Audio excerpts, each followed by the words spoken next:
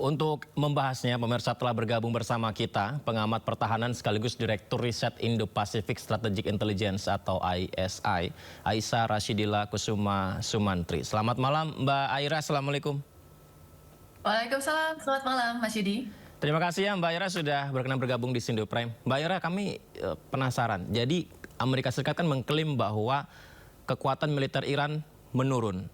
Sementara Iran menegaskan akan tetap menutup Selat Hormuz, tidak gentar, dan bahkan mengklaim juga bahwa mereka meraih kemenangan juga atas serangan-serangan yang dilancarkan. Secara peta kekuatan militer, apakah sudah kelihatan nih mana yang unggul sekarang ini, Mbak Aira? Ya, mungkin kita harus melihat dulu dari karakteristik militer dari kedua negara. Pertama-tama mungkin dari Amerika Serikat, dari awal peperangan ini yang dilakukan itu adalah perang dan serangan siege warfare melalui perang simetris ya, serangan udara untuk bisa melemahkan kapasitas lawan. Maka dari itu yang kemudian disasar adalah fasilitas-fasilitas strategis yang dimiliki oleh Iran, lalu kemudian dekapitasi, jadi pemimpin-pemimpin Iran ini kemudian diasasinasi, dan juga ada upaya untuk penguasaan wilayah-wilayah strategis. Nah tadi ya, ada juga penghancuran dari kapal-kapal dan kemudian fasilitas militer Iran juga di situ. Nah di sisi lain, ini nggak ketemu dengan kemudian strateginya Iran, yang mana sebenarnya Iran ini berusaha untuk menciptakan sebuah lanskap peperangan baru di dalam perang antara Iran, Israel, dan AS ini. Kalau AS di awal memulai perang ini sudah menggunakan symmetric warfare, maka kemudian Iran ini berusaha untuk menarik peperangannya ke arah perang asimetris. Nah ini bisa kita pahami dari doktrin pertahanan Iran sendiri, di mana doktrin pertahanan Iran ini tidak dibuild untuk bisa menyaingi peperangan di level konvensional. Jadi Iran ini sadar kalau misalnya perangnya ini heads on, satu lawan satu dengan kekuatan yang sifatnya adalah tradisional antara ketiga negara, maka Iran ini akan menjadi aktor yang paling lemah. Maka dari itu kemudian Iran menggunakan serangkaian strategi-strategi ya agar bisa mendapatkan strategic advantages melalui asymmetric warfare atau perang atrisi. Nah yang kita lihat pertama, perangnya ini akan ditarik menjadi perang yang jangka panjang dengan beban bukan di kehancuran militer, tetapi kemudian bebannya ada di dalam beban ekonomi, itu dari segi energi global serta dari supply chain. Yang kedua adalah kemudian beban secara politik, di mana kemudian perang yang sebenarnya tidak berhubungan langsung dengan existential threat ini akan menjadi sangat unpopular di dalam negeri, di Amerika Serikat maupun di Israel itu sendiri. Nah yang kita lihat sekarang, ini sudah mulai terasa dampaknya sebenarnya untuk Amerika Serikat, apalagi Amerika Serikat akan menghadapi midterm election di periode November mendatang. Mbak Aira, Amerika Serikat kami dengar menawarkan dialog, kemudian warga Amerika Serikat juga beberapa kali viral, kami juga sempat beritakan bahwa di sana harga minyak sudah melonjak, aksi demo juga terasa di sana. Apakah ini seperti judul kita, bukti Amerika Serikat mulai rontok, tanda tanya? Nah, menariknya mungkin kita harus paham nih bahwa kepemimpinan Donald Trump atau rezim Donald Trump ini sedang mengalami sebuah tekanan yang luar biasa dari dalam negeri maupun dari dunia internasional.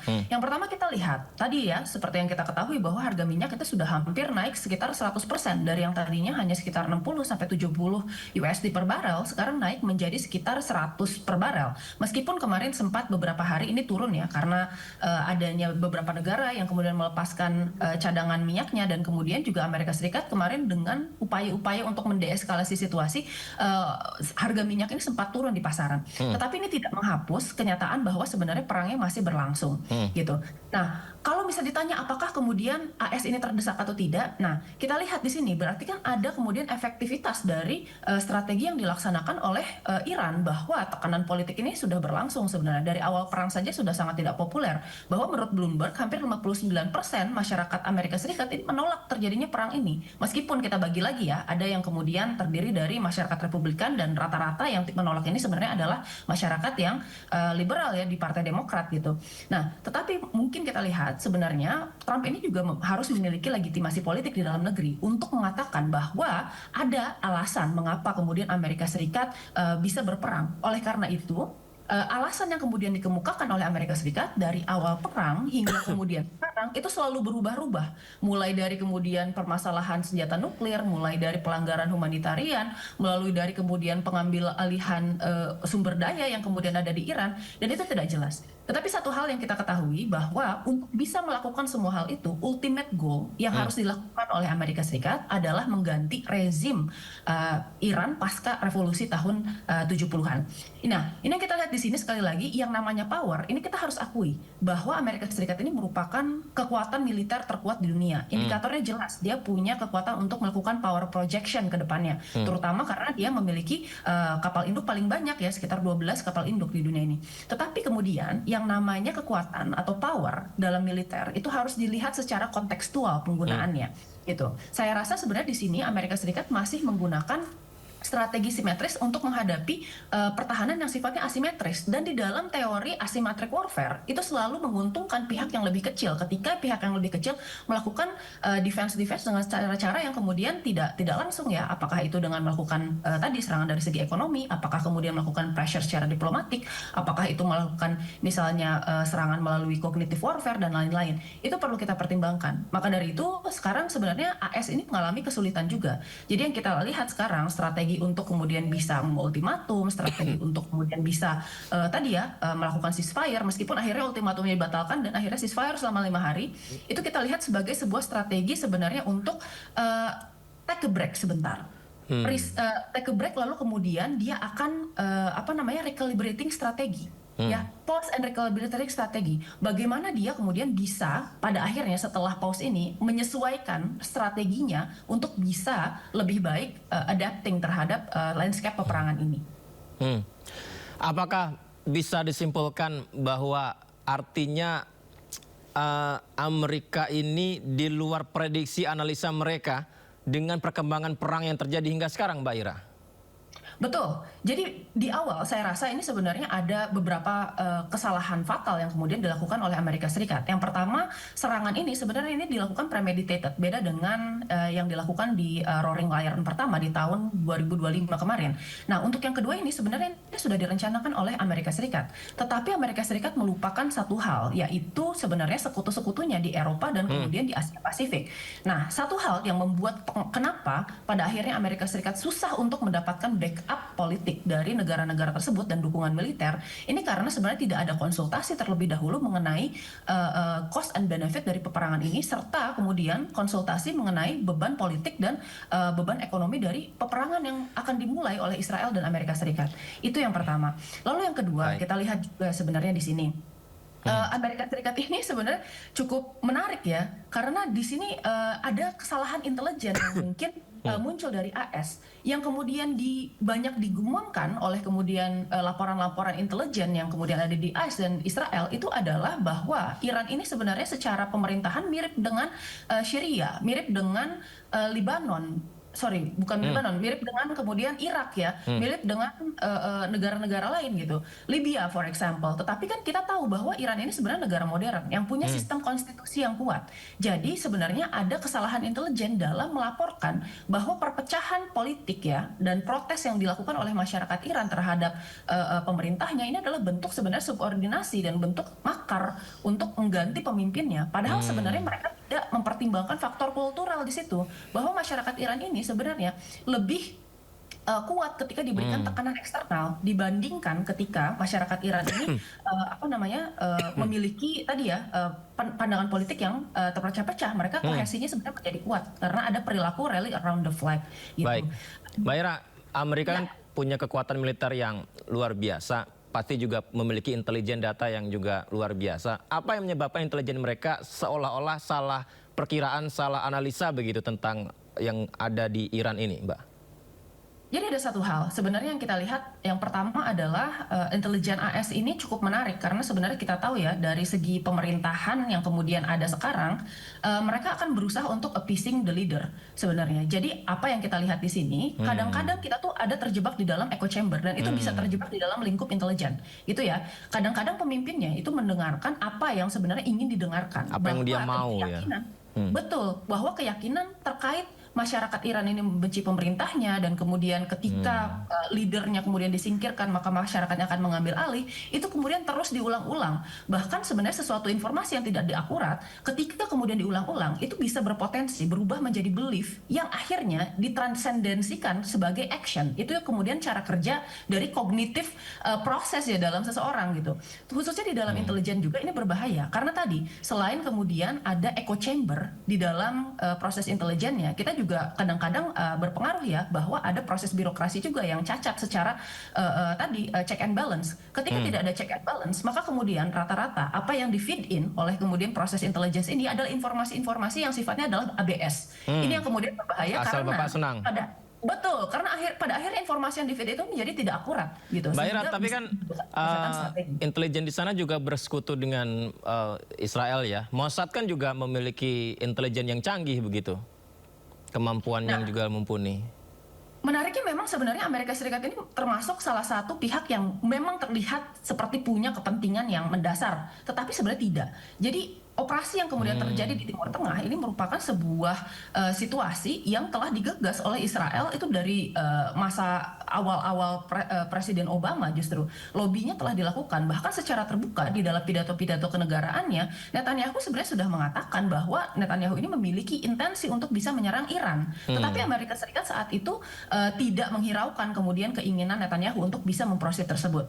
Nah, alasan kenapa kemudian Iran ini cukup ngebet untuk bisa menyerang Israel ini cukup ngebet untuk menyerang Iran ya, karena kalau kita lihat di sini ini merupakan existential threat untuk Israel. Israel ini sebenarnya digadang sebagai great power tunggal ya di kawasan Timur Tengah gitu. Sementara great power lainnya yaitu adalah Arab Saudi itu sendiri merupakan salah satu sekutu dekat dari Amerika Serikat. Nah, satu-satunya tidak bisa dipegang di kawasan Timur Tengah itu adalah Iran gitu, dan Iran ini sebenarnya merupakan tadi ya duri di dalam daging bagi Amerika Serikat dan sekutunya terutama untuk Israel. Apalagi dengan kemudian isu bahwa Iran memiliki sumber daya untuk bisa membangun kapasitas senjata nuklir.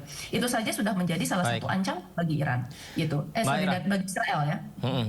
Mbak Ira, saya ingin Mbak Ira juga menanggapi tentang berita berikut ini, kita bacakan dulu ya. Jadi Perdana Menteri Israel Benjamin Netanyahu mengatakan bahwa Israel akan terus menyerang Libanon dan juga Iran. Menariknya hal ini disampaikan justru saat Presiden Amerika Serikat Donald Trump tengah mengupayakan kesepakatan dengan pemerintah Iran. Kita simak dulu informasinya. מוקדם יותר היום שוחחתי עם ידידנו הנשיא טראמפ. הנשיא טראמפ מאמין שיש סיכוי למנף את ההישגים הכבירים של צה"ל וצבא ארצות הברית כדי לממש את יעדי המלחמה בהסכם. הסכם שישמור על האינטרסים החיוניים שלנו. במקביל, אנחנו ממשיכים לתקוף גם באיראן וגם בלבנון. אנחנו קודשים את תוכנית הטילים ותוכנית הגרעין עד דק וממשיכים לפגוע קשות בחיזבאללה. רק לפני ימים אחדים חיסלנו עוד 2 מדעני גרעין והיד עוד נטויה. אנחנו נשמור על האינטרסים החיוניים שלנו בכל מצב. Baik, kita lanjutkan dialog kita. Mbak Ira, ibaratnya ada 2 rekan yang menyerang musuh. Salah satu rekannya bilang saya ingin berdialog dulu dengan musuh, tapi rekan lainnya yang harusnya kerjasama malah nyerang begitu. Ini bukankah kontradiktif? Betul, betul. Karena pertama kita lihat tadi ya, yang sebenarnya menggagas perang ini kita tidak boleh melupakan sebenarnya peran Israel di dalam konflik di antara Iran, Israel dan AS ini, karena salah satu tokoh utama yang justru malah sebenarnya kepentingan eksistensial threat-nya terganggu ini adalah Israel gitu. Ini kan mengindikasikan bahwa sebenarnya beban perangnya untuk Amerika Serikat ini sudah sangat besar sehingga merugikan baik itu secara ekonomi yang mengganggu kehidupan masyarakatnya dan juga secara politik. Tadi ya akan ada midterm election. Karena mau tidak mau, suka tidak suka, kita harus akui bahwa Donald Trump ini tetap politisi. Dan sebagai politisi, yang kemudian menjadi tujuan utamanya adalah mendahulukan elektabilitas dari partai politiknya gitu, agar partai politiknya bisa berkuasa lagi di masa depan. Itu yang menjadi tujuan utama mereka. Tetapi masalahnya di Israel ini kan sebenarnya agak berbeda dengan sentimen yang kemudian dibangun dengan masyarakatnya, lalu kemudian statement-statement yang dinyatakan oleh Netanyahu ini kan menunjukkan bahwa sebenarnya ketika AS beban politiknya ini mulai berat, beban ekonominya mulai terasa, berusaha untuk kemudian melakukan deeskalasi agar terjadi relief dari dampak peperangan tersebut. Tetapi di sisi lain, Israel sendiri ini malah tetap ingin mempertahankan intensitas perangnya gitu. Nah, tetapi ini juga kita lihat selain pernyataan yang sudah dikatakan oleh Netanyahu, sebenarnya ada pernyataan lain yang menyatakan bahwa Netanyahu ini juga mengajak negara-negara Eropa untuk bisa melakukan Serangan. pembelaan ya terhadap Iran dan Israel. Ini kan menunjukkan bahwa tidak hanya sekedar dari intensitas perangnya saja yang dipertahankan oleh Israel, tetapi juga secara horizontal Israel ini menginginkan agar semakin banyak aktor yang terlibat dan kemudian isunya semakin kompleks sehingga perangnya akan kemudian terus berlanjut. Kalau di dalam negeri Amerika Serikat sendiri, sebenarnya suaranya seperti apa sih Mbak Ira? Karena kami dengar juga ini ada isu khawatirnya ada impeach yang juga akan merugikan Donald Trump. Apakah sampai sejauh itu? Untuk peperangan, ini sejauh ini memang perangnya itu sudah sah secara konstitusi. Jadi memang meskipun ini dimulai dari kantor eksekutif, tetapi dalam waktu 48 jam kurun waktu, Presiden ini langsung melaporkan ke Kongres. Dan dari Kongres ini langsung dirapatkan. Di dalam hasil rapat Kongres tersebut, memang hasilnya adalah 212 ini menolak untuk kemudian melanjutkan perang dan 219 ini melanjutkan. Yang berarti 50+1 sudah lewat dan perang ini bisa dilanjutkan secara legal, secara hukum nasional ya di Amerika Serikat. Jadi sebenarnya nggak ada permasalahan legal. Tetapi kemudian tadi kalau dari bicara hukum internasional ini beda lagi ya, termasuk misalnya tadi prinsip-prinsip just war, lalu kemudian secara hukum internasional ya penyerangan-penyerangan fasilitas publik dan lain-lain. Kalau penyerangan fasilitas publik itu terjadi di dua belah sisi. Nah, tetapi kita lihat di sini bahwa sebenarnya untuk legalitas perangnya ini sendiri sebenarnya tidak ada kemudian basis yang bisa dijadikan impeachment. Tetapi kalau misalnya lawan politik Trump ini menggali isu-isu lain seperti misalnya Epstein Files yang saat ini sedang berlangsung ya, sebenarnya itu mungkin saja dilakukan gitu. Tetapi yang jelas untuk kemudian impeachment dari perang ini saya rasa perlu ada intervening variable yang sangat besar hingga kemudian membuktikan adanya pelanggaran-pelanggaran hukum ya dan konstitusi yang dilakukan oleh Donald Trump. Di sana kan harga minyak juga makin naik terus ya. Bahkan ini dikeluhkan warga Amerika bisa mempersulit ekonomi mereka, Mbak. Iya betul. Selain harga minyak, saya rasa kita juga harus melihat dari segi logistik karena ini tidak hanya berpengaruh untuk kemudian sumber daya energi ya. Kalau sumber daya energi ini kan sebenarnya banyak sekali kemudian implikasinya. Yang pertama adalah kemudian sumber barang yang kemudian barang dan jasa ya yang kemudian diperoleh orang-orang ini harganya akan naik secara otomatis. Lalu kemudian dari segi industri juga terhambat, operasi dari kemudian segala macam sektor yang kemudian kritikal ya dan menjadi infrastruktur dasar seperti kesehatan, lalu kemudian perbankan ini juga akan terpengaruh. Nah di sisi lain sebenarnya yang mungkin sangat penting ini kita juga bicara tentang supply and chain gitu. Nah supply chain ini juga akan berpengaruh karena Amerika Serikat ini merupakan partner besar bagi banyak negara-negara di dunia, termasuk di Indonesia sendiri. Amerika Serikat itu merupakan salah satu negara, kalau nggak salah urutan ketiga atau keempat ya di dalam urutan investor terbesar kita. Lalu kemudian juga Amerika Serikatnya juga merupakan salah satu partner dagang yang major untuk Indonesia. Ketika supply chain-nya terganggu, maka kemudian pada akhirnya akan ada hambatan-hambatan yang akan melebar ya ke negara-negara lain, khususnya dari segi investasi, dari segi produksi industri dan masih banyak lainnya. Baik, satu lagi, kalau dengan negara-negara di dunia lainnya, negara sahabat Amerika sendiri, karena terakhir kan viral tuh Donald Trump bersama dengan Perdana Menteri Jepang, ini beliau menyinggung Pearl Harbor, ini juga membuat ramai di media sosial secara etika. Kemudian juga beberapa negara seperti Inggris dan negara lain yang mempersilahkan menggunakan fasilitas pangkalan militer mereka, tapi tidak mau membantu begitu. Bagaimana sikap negara dunia terhadap sikap Amerika Serikat dan Israel untuk menyerang Iran? Kebijakan luar negeri Trump ini memang agak unik karena ini berdasarkan dari 3 strategi utama. Yang pertama adalah behavior yang sifatnya anti-allies. Jadi Trump ini kemudian memperlakukan sekutunya itu lebih buruk justru dibandingkan dengan lawan politiknya gitu. Which is Rusia dan China ya gitu. Karena Trump sendiri tahu bahwa negara-negara Eropa dan Asia Pasifiknya tergantung kepada extended deterrence-nya Amerika di kawasan-kawasan tersebut gitu ya. Bahkan kemudian Trump ini ingin menganeksasi Greenland yang merupakan bagian dari Denmark yang merupakan sekutunya. Nah, yang kedua kita lihat juga ada perilaku Amerika Serikat untuk melakukan offshore balancing. Jadi meminta negara-negara sekutunya ini untuk bisa lebih mandiri secara military capability. 5% itu jumlah yang sangat besar sebenarnya kalau kita pikir-pikir. Terutama di saat yang sangat kritikal ini, saya rasa ini akan jadi perdebatan juga di dalam negeri untuk negara-negara sekutunya. Beberapa negara sudah setuju, seperti misalnya Jerman, lalu kemudian Jepang mempertimbangkan, dan ada beberapa negara lain seperti misalnya Belanda juga itu sudah mulai membicarakan di dalam negerinya.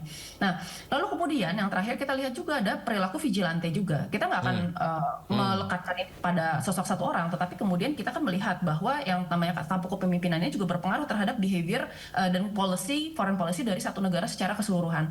Nah, ketika kemudian ada behavior seperti itu, perspektif dari negara-negara aliansinya ini masih wait and see. Apa yang kemudian bisa mereka pegang dari Amerika Serikat apabila misalnya sewaktu-waktu terjadi konflik yang lebih meluas. Apakah Amerika Serikat akan membantu mereka atau malah kemudian mementingkan kepentingan negaranya sendiri, gitu ya. Lalu nah, ketika itu terjadi, maka kemudian di sini kita lihat bahwa ada pergeseran di dalam global order. Jadi aliansi yang telah terbentuk sejak Perang Dunia Kedua, ini sebenarnya sifatnya mulai agak bergeser. Karena tadi ya, Amerika sebagai main proponent dari sistem global order yang terdiri tersebut, itu mulai menarik diri. Sementara kemudian negara-negara revisionist state lain yang muncul, itu merupakan negara yang berusaha untuk merubah sistem internasional tersebut. Sehingga saya rasa tadi ya, perlakuan maju mundur itu sebenarnya disebabkan juga oleh beberapa hal, di antaranya adalah misalnya beban politik di dalam negeri, karena sekarang perang di Timur Tengah menjadi makin tidak populer karena pelanggaran kemanusiaan yang dilakukan oleh Israel. Lalu kemudian tadi ya, resiko politik untuk dicap sebagai belligerent dan kemudian memulai perang yang tidak dimulai secara sah dalam hukum internasional dan pertimbangan secara just war. Lalu yang ketiga adalah beban ekonomi, ya. Kita bicara bahwa sebenarnya negara-negara Eropa, especially ini cuma bergantung sekitar 10% dari Selat Hormuz. Meskipun sekarang sebenarnya mereka juga membutuhkan diversifikasi itu karena mereka berusaha untuk melepaskan ketergantungan mereka dari minyak-minyak di Rusia, minyak dan gas dari Rusia ya. Nah, yang paling tergantung itu sebenarnya adalah negara-negara di kawasan Asia Pasifik gitu ya. Seperti misalnya Vietnam yang sekarang hedging gitu ya, tapi masih mendekat terhadap Amerika, lalu kemudian Filipina gitu. Jadi ini merupakan sebuah dilema juga bagi negara-negara tersebut tentang apakah kemudian Amerika Serikat masih bisa dijadikan dan diandalkan sebagai aliansi utama di dalam dunia internasional. Baik.